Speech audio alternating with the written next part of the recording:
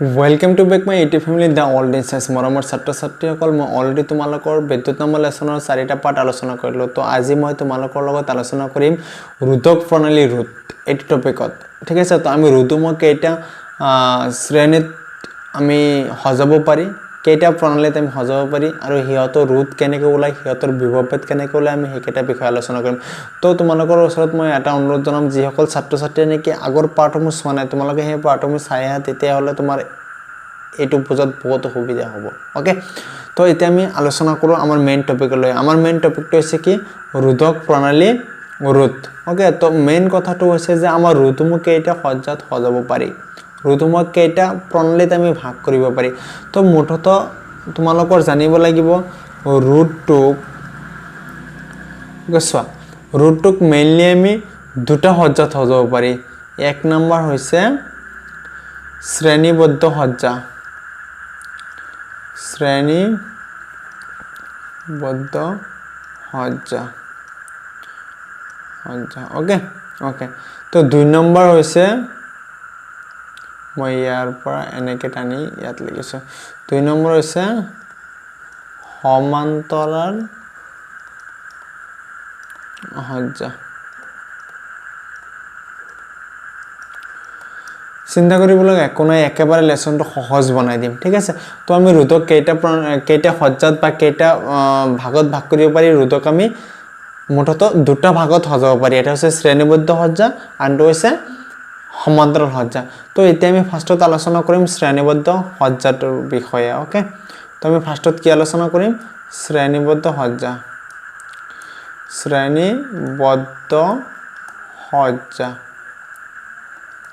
তো ইয়াৰ বিষয়ে আমি ফাৰ্ষ্টত আলোচনা কৰিম সো তোমালোকৰ এই সজ্জাৰ বিষয়ে আলোচনা কৰিবলৈ হলে তোমালোকৰ মেইন কিছুমান বস্তু জানিব লাগিব সেই বস্তুটো হৈছে কি যে তোমালোকৰ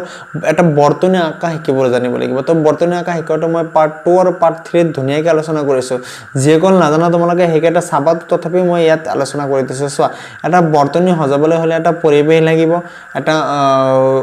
ৰোধ দিব লাগিব এটা ব্যাটাৰি দিব লাগিব হনে নাই যে কোনো এটা ভাল্ব দিব লাগিব এটা সুইচ দিব লাগিব এমিটাৰ ভল্টমিটাৰ এবোৰ দিলে তোমাৰ এটা কি হৈ যাব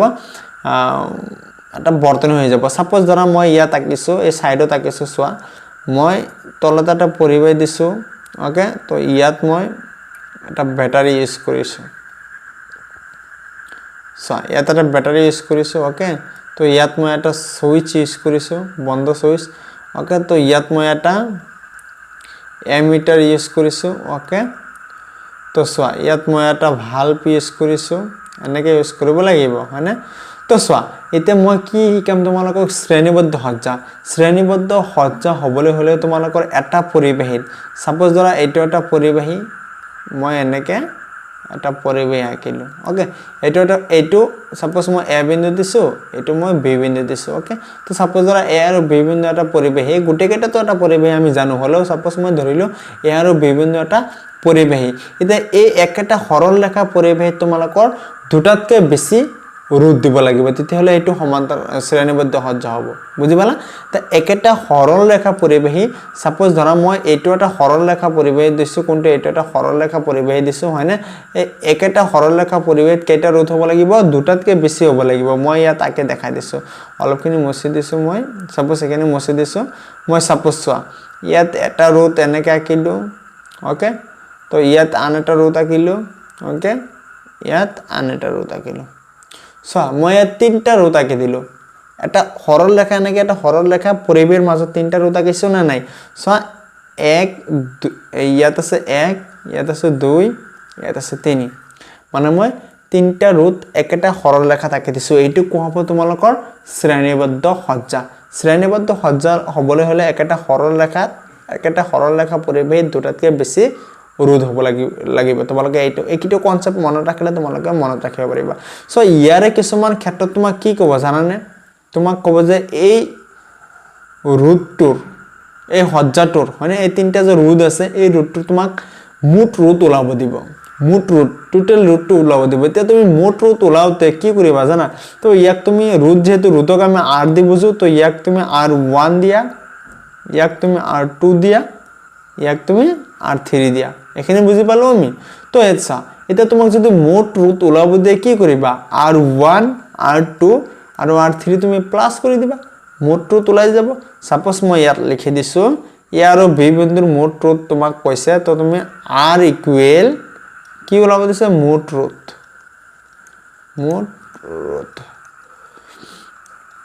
তো মোট ট্ৰুথ ওলাওতে তুমি কি কৰিবা R ইকুৱেল তোমাৰ ৰুট কেইটা আছে তিনটা তো R1 plus R2 plus R3 যিমান মান লব হিমানে মোট ট্ৰুথ এতিয়া তুমি কবা স্যাৰ R2 লৈকে দিব পাৰি না যদি তোমাক দুটা ৰুট থাকিলে হয় তেন্তে তুমি R2 দিব পাৰিলা হয় যদি তোমাক চাৰিটা ৰুট দিয়া থাকে তেন্তে তুমি R4 দিবা ইয়াত সাপোজ ধৰিলা তুমি R1 ৰ মান 1 দি আছে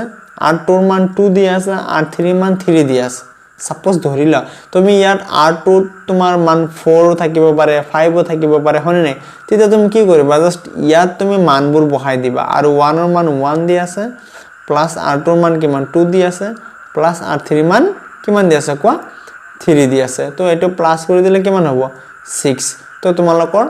মোট ট্ৰুথ ওলাই যাব 6 ওকে তো আমি বুজি পালো কেনেকে মোট ট্ৰুথ ওলাব লাগে তোমালোকৰ মানবোৰ চেঞ্জ হ'ব পাৰে কিন্তু তোমালোকে একেটা ফৰ্মেশনত তোমালোকে বহাই যাবা তোমালোকে মোট ট্ৰুথ ওলাব পাৰিবা ওকে তো নেক্সট আমি শিকিম যে তোমালোকৰ এইটো ৰুট যে তিনিটা আছে এই তিনিটা ৰুটৰ বিভবভেদ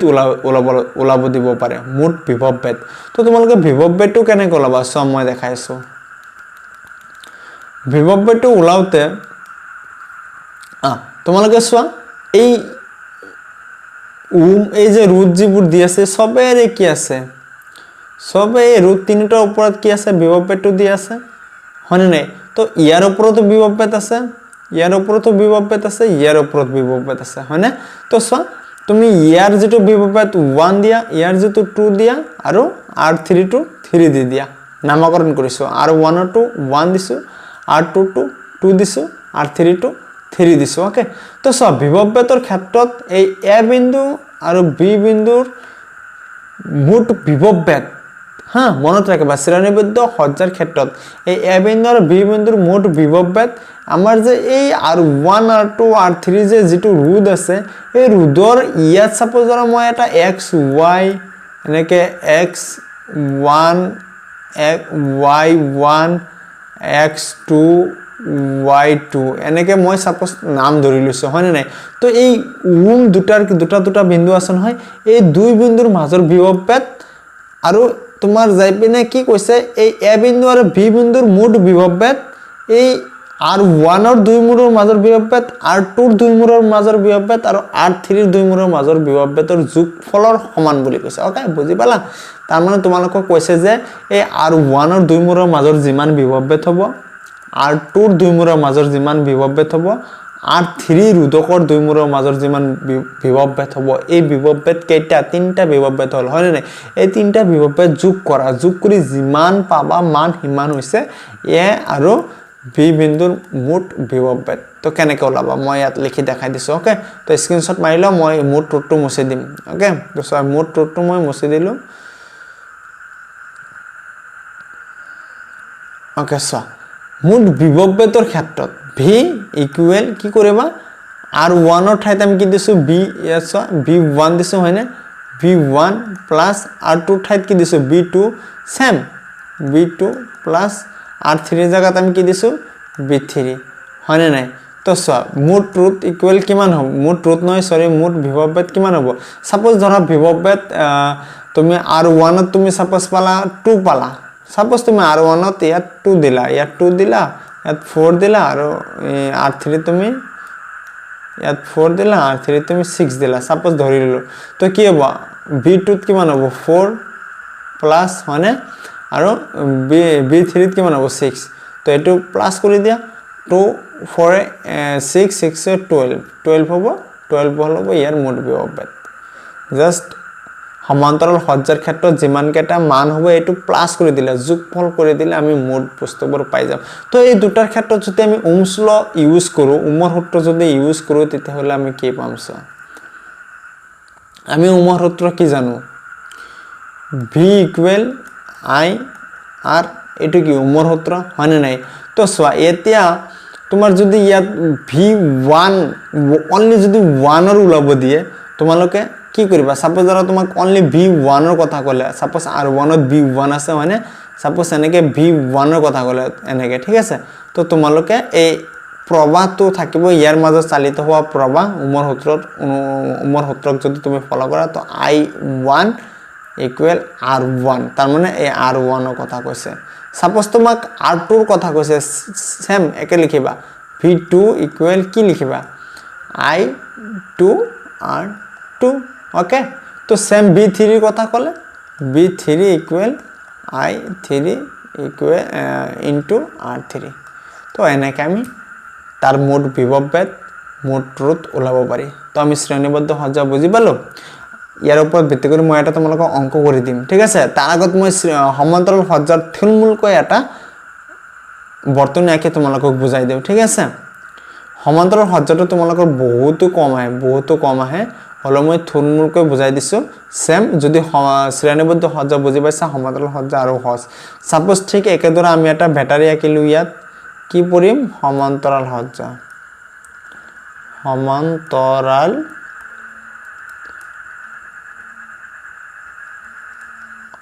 ওকে এটো নাম আছে সমান্তৰাল সজ্জা ইয়াত চোৱা তোমালোকে সাপোজ মই এটা ব্যাটাৰী আঁকিলো এনেকে এটো ব্যাটাৰী তো ইয়াত সুইচ বৰ্তনী আঁকিলো হয়নে ইয়াত মই কি আঁকিলো এমিটাৰ আঁকিলো ওকে তো এনেকে ইয়াত আমি ভালভ আঁকিলো ওকে তো ইয়াত মই এটা ৰোধ দিলো মনত ৰাখিবা ওকে তো এনেকে আনি এনেকে মই ইউজ কৰি দিলো হয়নে নাই তো ইয়াত কথাটো হল কি জানানে যে এই যে পৰিবেশী আছে সাপোজ মই এটো এ বিন্দু এটো বি বিন্দু ধৰিলো এই পৰিবেশী যেটো আছে সৰল ৰেখা পৰিবেশী আগত আমি এটা শ্ৰেণীবদ্ধ সজ্জাৰ ক্ষেত্ৰত এটা পৰিবেশত আমি কেটা দিছো তিনিটা ৰোধ ইউজ কৰিছিলো হয়নে নাই তো ইয়াৰ ক্ষেত্ৰত তুমি কি কৰিবা জানা এই এ বিন্দুৰ পৰা বা সাপোজ তুমি বিন্দুটো যদি ইয়াতো দিয়া ইয়াতে এ বিন্দু দিয়া একো নাই ইয়াৰ পৰা কি কৰিব লাগিব জানা তোমাৰ এনেকে ৰোধটো ইয়াৰ ওপৰত দিব লাগিব বুজি পালা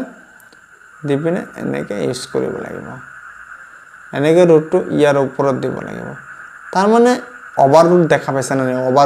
ওভাৰৰোডৰ নিচিনা আমি সমান্তৰাল সজ্জাত একেটা সৰল ৰেখাত আমি ৰোধবোৰ ইউজ কৰিব নোৱাৰি তেনেহলে ভুল হ'ব কাৰণ সমান্তৰাল সজ্জাত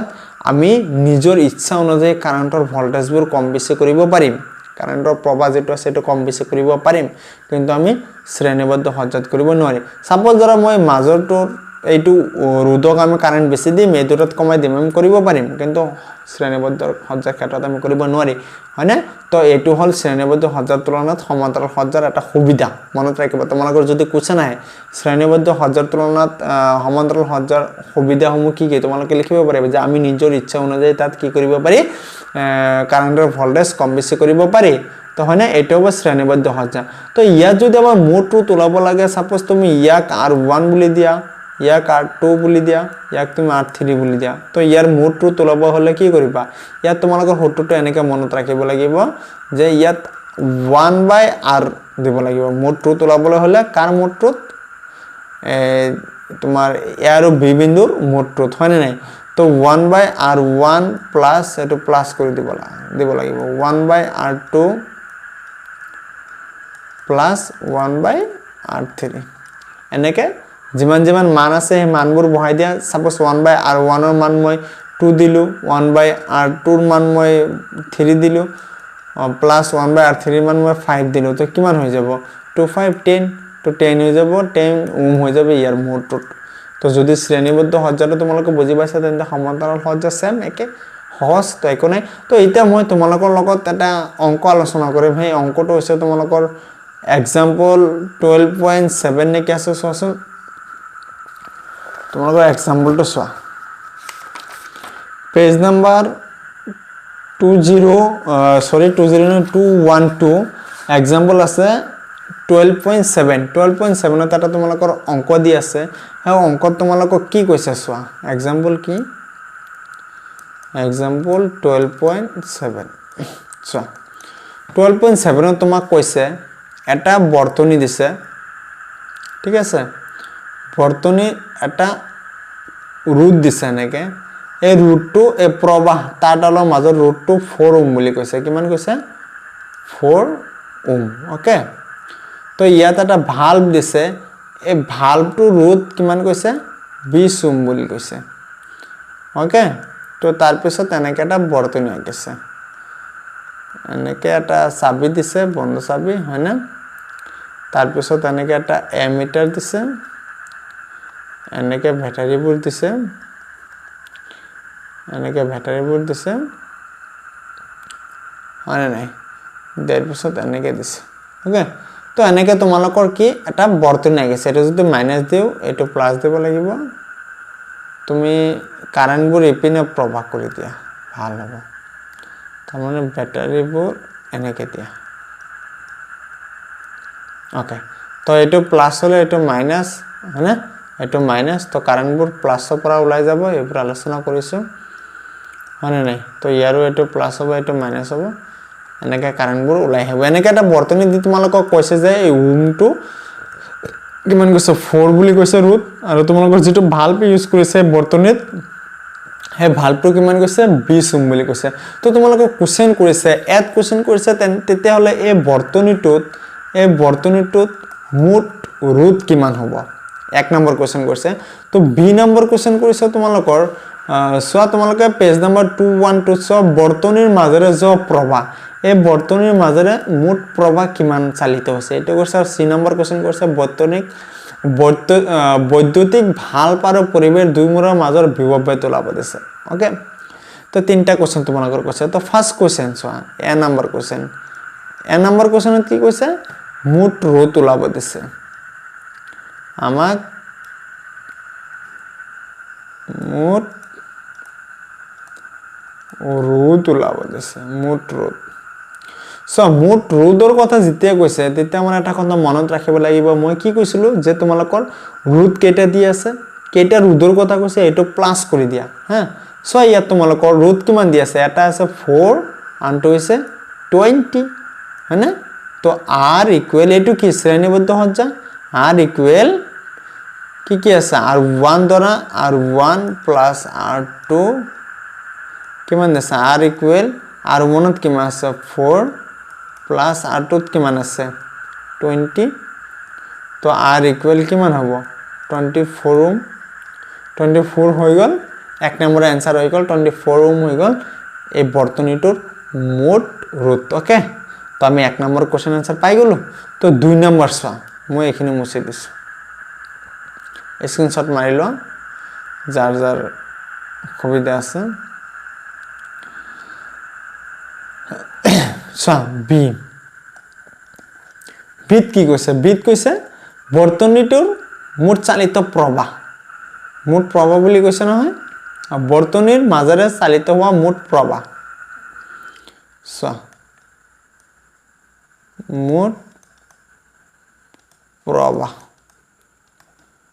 মুঠ প্ৰবাহ বুলি কৈছে তাৰ মানে ইয়াৰ মাজেৰে চালিত প্ৰবাহটো কিমান হৈছে এইটো ওলাব দিছে তো প্ৰবাহ ওলাবলৈ হলে তোমাৰ কি জানিব লাগিব ওহমছ ল জানিব লাগিব তো ওহমছ ল কি আমি জানো যে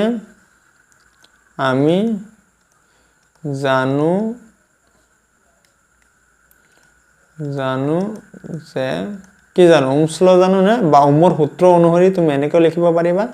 v ইকুৱেল i r তো ভিৰ মান কিমান আছে ভিৰ মান বিভৱবেদ কিমান দি আছে সোৱাচোন বিভৱবেদ 6 ভোল্ট দি আছে মই লিখা নাই তোমালোকৰ কোশ্চেনত দি আছে v ইকুৱেল 6 ভোল্ট দি আছে চাও কোশ্চেন নম্বৰটো সোৱা তো তোমাৰ ভিৰ মান দি আছে 6 i2 ওলাব দিছে r মান কিমান দি আছে r মান অলপ আগত আমি পালো মানে কিমান 24 পালো ওকে তো এইটোৰ লগত এইটো কি হৈ আছে i ৰ লগত 24 টো ইনটু হৈ আছে তো i টো যদি আমি আনি লও 24 টো কি হৈ যাব তলত আহি যাব সিম্পল কথা হৰণ কৰিব জানা তোমালোকে তো i ইকুৱেল এটো হৰণ কৰিলে 0.25 ওলাব এম্পিয়াৰ ওকে তো আমাৰ মুঠ প্ৰবাহ পাই গলো কিমান পালো 0.25 এম্পিয়াৰ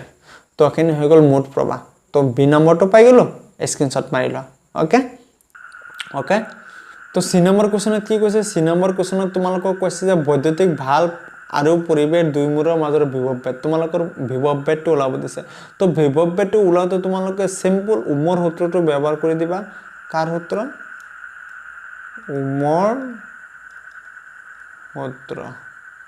ওহমৰ সূত্ৰ ব্যৱহাৰ কৰিলে কি পাম v ইকুৱেল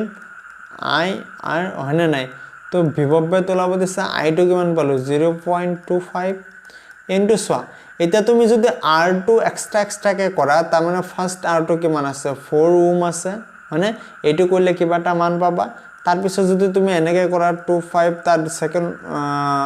ৰুটটো কিমান আছিল 20 এটো কৰিলে এটা মান পাবা এটো কৰিলে 1 পাবা এটো কৰিলে 5 পাবা आंसर ঠিক আছে তো টোটাল आंसरটো কিমান হল এই দুটা যদি যোগ কৰি দিয়া 6 এ হৈ যাব হয় নাই তো তুমি এইটো এনেকে নকৰি তুমি এটা প্ৰসেস এনেকে কৰিব পাৰিবা সো এই ৰুডক r সৰি এই r টো মান আমি পাইছিল কিমান r টোৰ মান 24 পাইছিল হয় নাই তো তুমি ডাইৰেক্ট ইয়াত 24 ইনটু কৰি দিয়া ইনটু কৰি দিলে কি পাই যাবা 6 ভোল্ট পাই যাবা তো মোট বিভব বেত আছে 6 ভোল্ট ওকে তো হৈ গল ইজি এটো তোমালোকৰ কোৱেশ্চনত ফাৰ্স্টত দি দিছে হলো তোমালোকক কি কৈছে প্ৰুভ কৰিব দিছে তো প্ৰুভ কৰিলো তো আমি নেক্সটত আলোচনা কৰিম সমান্তৰাল সজ্জাটোৰ এটা দুটা অংকৰ বিষয়ে আলোচনা কৰিম আৰু নেক্সট ক্লাছত মই হেতু লেসন কমপ্লিট কৰি দিম তো তোমালোকৰ লগত থাকা আশা কৰো তোমালোকৰ উপকাৰ হ'ব মেট্ৰিকত ওকে আজি ইমানখিনিয়ে হ'ব